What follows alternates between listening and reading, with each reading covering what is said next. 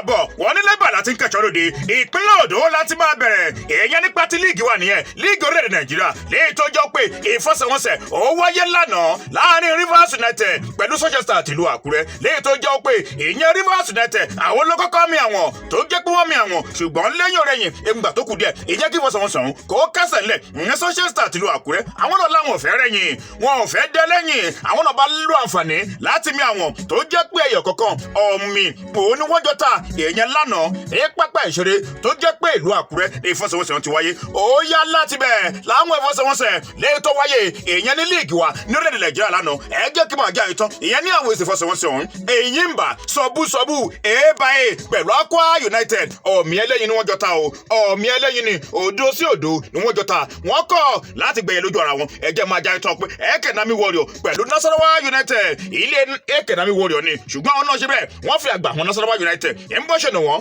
2-1 ni.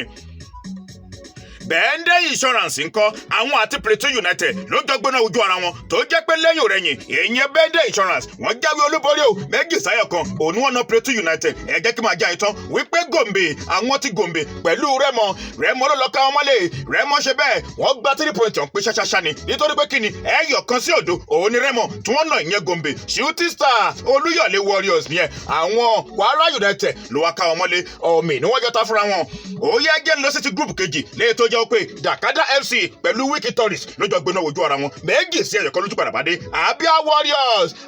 Warriors ń tiwọn wọ́n kàn jagunjagun lọ ni o wọ́n jáwé olúborí lọ ni o ń pé kíni wọ́n ṣá ogún point lọ ni ìyẹn láàrin ọ̀sẹ̀ tá a wà yìí lẹ́yìn tó jẹ́ pé Abia Warriors èèyàn pẹ̀lú Bayelsa United lọ́jọ́ gbéná ojú ara wọn 3-1 làbíà Warriors ni wọ́n náà ìyẹn Bayelsa United Niger Tornadoes ń kọ́ àwọn pẹ̀lú Doma lọ́jọ́ gbéná ojú ara wọn 1-0 òun ni wọ́n ná Doma tó jẹ́